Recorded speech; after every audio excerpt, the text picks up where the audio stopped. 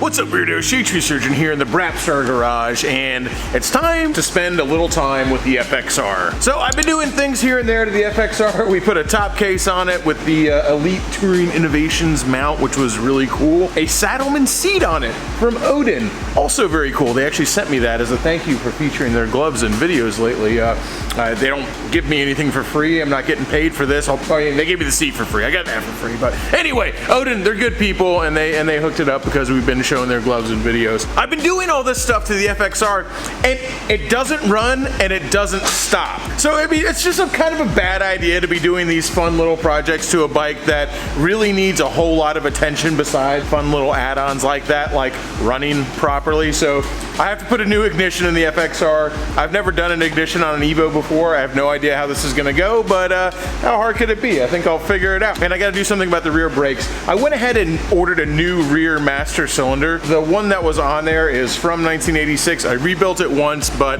it's locking up. It's getting fluid trapped in it, which is causing the rear brake to lock up. And the new one I got is chrome, so you know it's gonna be better. Anyway, let's stop putting doodads on this bike and actually try to make something that sort of runs okay. I don't think it's ever gonna run okay, but we can sort of make it run okay. And please, like, stop at least. It's gotta stop.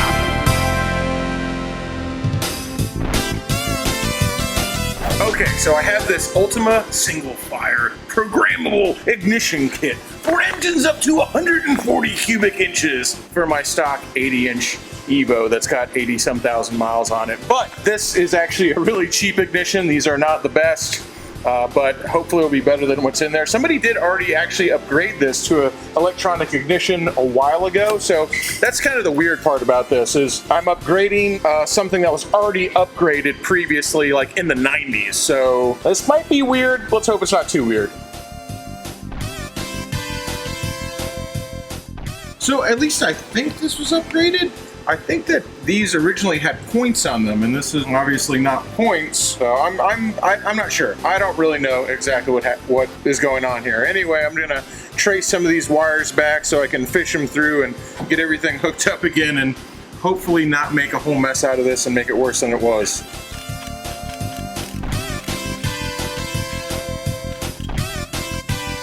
All right, let's see what we got in here.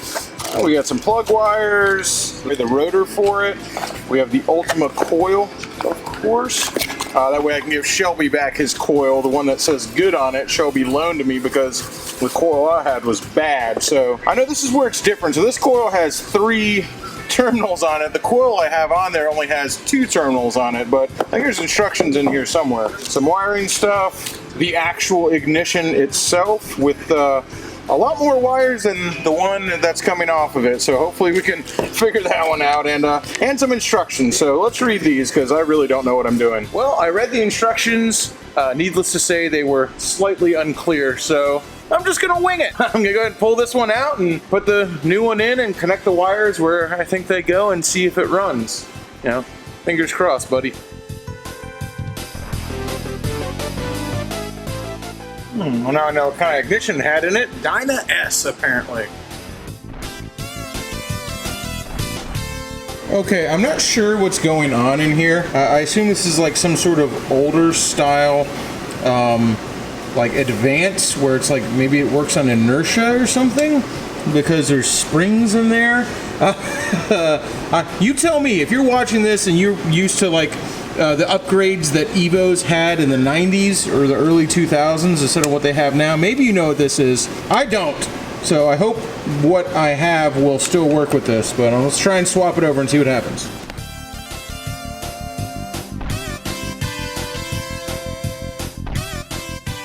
So here's where we start running into a problem. This needs to go in there. This is what normally would be in a stock ignition, but it's also used with the Ultima electronic ignition I have. Since this is what came out of here, I don't have the bolt that holds this in, because this extra long boy right here is what was holding the old one, and it had to be longer, and there's not enough threads on it. But maybe I can just cut part of it off and put new threads on it and use it again. Kind of my only option right now, so that's what I'm going to do. Safety third.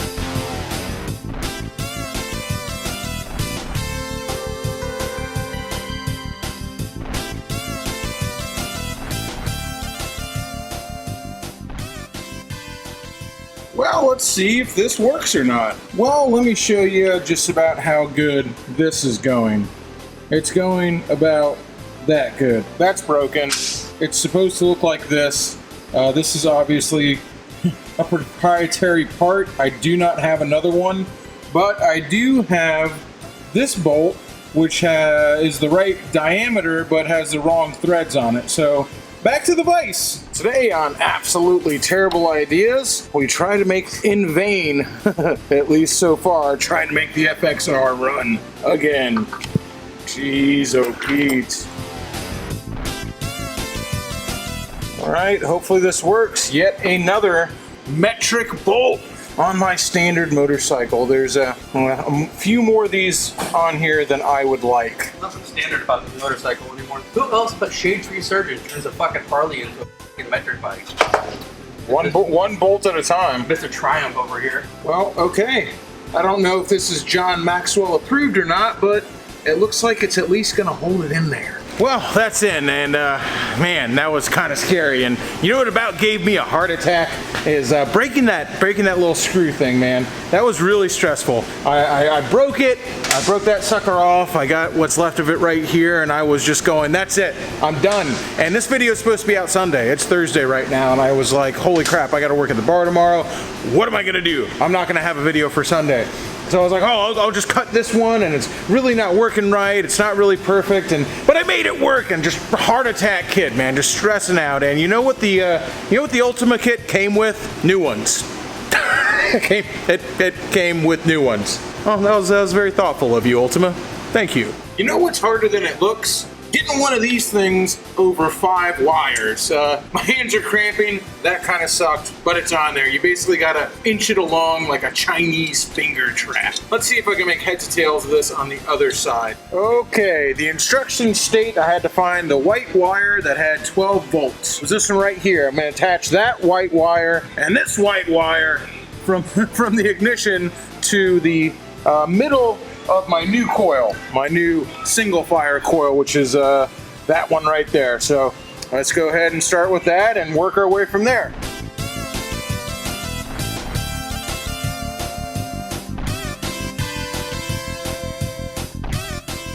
All right, following these instructions, 2 whites to the center. This is for the tack that barely works anyway, but whatever, I'll go ahead and hook it up. Pink to the rear, blue to the front. All right, now I do not have a Vose vacuum advance, so I'm just gonna stick this guy back in there.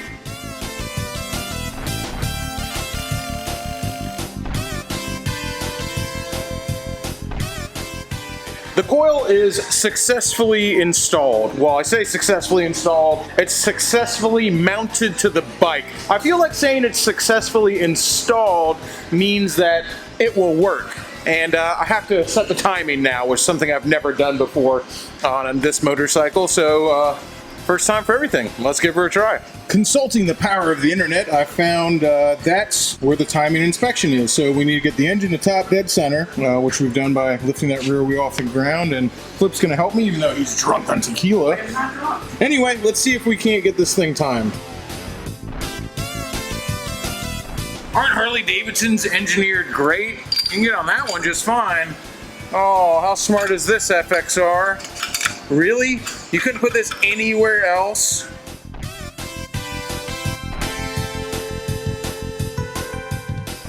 Let's stop dead center. All right, let's pop over to the other side and get it timed.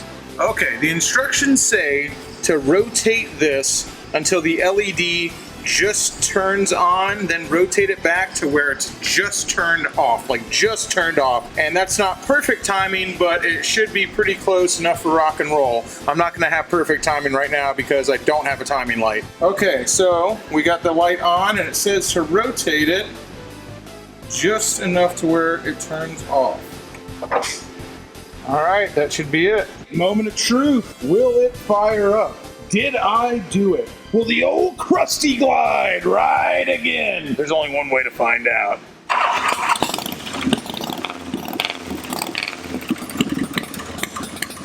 Woo!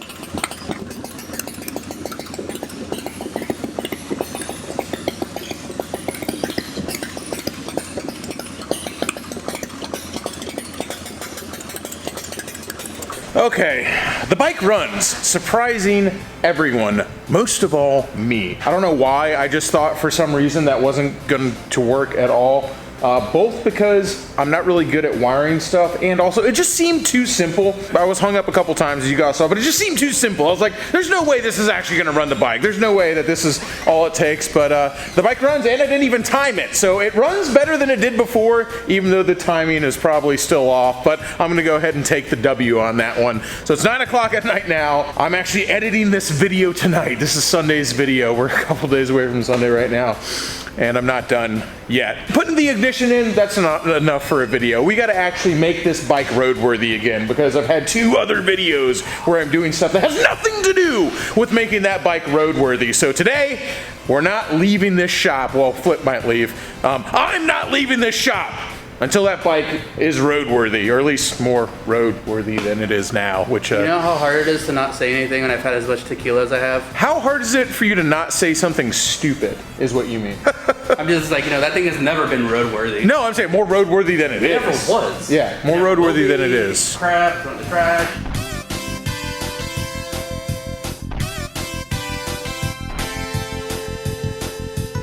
All right, let's get to finishing making it roadworthy. Anyway, so we're talking about the brakes. So I'm finally just gonna go ahead and replace this rear master cylinder. Let's get to it. Chrome won't get you home, but it will get you laid. Ain't that right, buddy? On your bike that has no chrome on it. Anyway, back to the Krusty Glide. You cannot listen to Broham at minimum. It's Broham.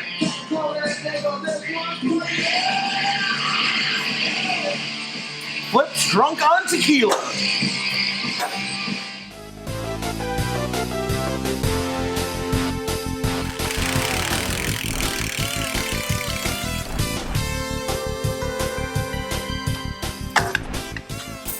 Doctor?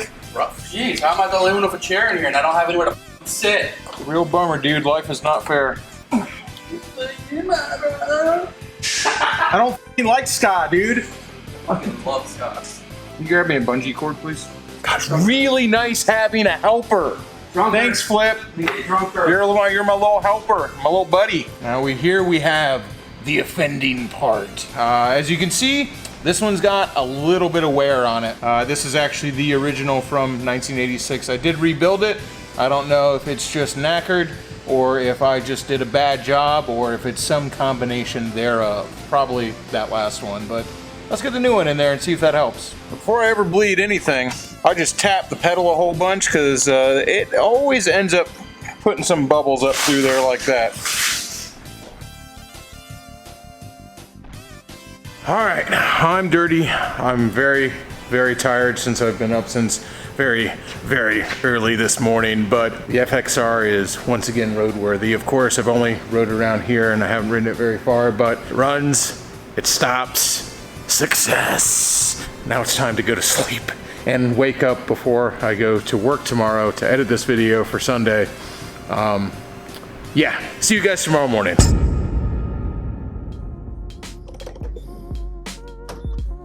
Well, so far so good, besides almost running out of gas going to the gas station. The cool thing about the FXR, you don't have to worry about spilling gas all over the tank. Okay, let's rock and roll. I was riding this around last night, just freaking absolutely so tired, frustrated after working on it. But let's see how it performs in the light of the day.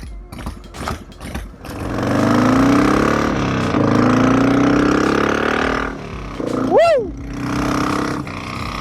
Oh my gosh, that is better. Holy crap, dude.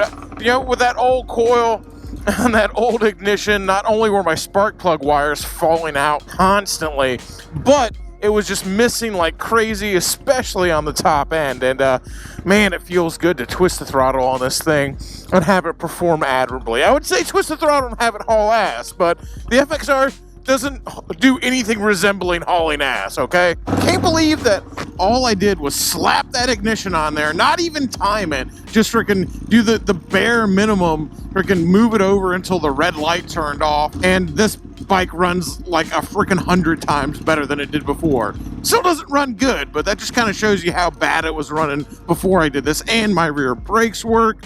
Oh my gosh, it's like a brand new motorcycle. No, it's not. It's not like a brand new motorcycle. It's like an old piece of crap that actually just runs enough to be serviceable. Almost.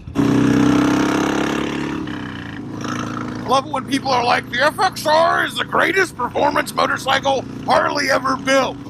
Okay, maybe you're looking at a different FXR than mine, but I do love this bike. I love Barf Party, the old crusty glide. I have a lot of fun with this motorcycle, even fun with its constant problems and constantly having to tinker with it and do stuff to make it run well enough to actually be on the road. It's fun.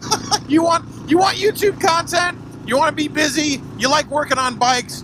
Buy a Harley Davidson from the 80s. You will never be bored. There may be some days when you're not riding, that's for sure, but you'll never be bored. Oh man, the Saddleman step-up seat too is... Dude, I like my Russell Daylong only because it was kind of rare. You know, you don't ever really see them for FXRs. This step-up, just sitting in it right now, yeah, it's really firm, but I like that. I kind of see why everybody runs them on their bikes now, because I'm actually really digging this. But this is just like being in it for a couple miles. I'm going to do a full long-term review on the Saddleman step-up later. And, you know, Odin gave me this seat, not Saddleman. So I can actually give an honest review. I don't have to say anything nice about it. I'm still amazed that I slapped that ignition in there and this thing's running again. Old Harleys are freaking amazing, man. Yeah, things go wrong with them. Stuff happens, it's weird. They have proprietary issues and strange demons in them. Especially this one. This one's got a lot of strange black magic and demon summonings to keep it running. They're always easy to get back on the road when they break. And that's one of the things that's really amazing about Harley Davidson. And maybe that's why people are like, oh, this is a Harley Davidson channel now. Only because I do say nice things about Harley. I like Harley Davidson. I like this Harley Davidson. I have a lot of fun on big ol' American Beats wins because I like all motorcycles. Come on, man. Well, that's gonna about do it for this video. Glad to have the Krusty Glide back in the roster so we can do some more ridiculous videos on this thing. We're actually going on a ride tomorrow. If the hurricane doesn't come, God, what a thing. It's just like COVID-19, hurricanes, unemployment. Oh my gosh. Things are going to hell in a handbasket, but we still got motorcycles, so it can't be all that bad. Till next time, y'all, keep it weird.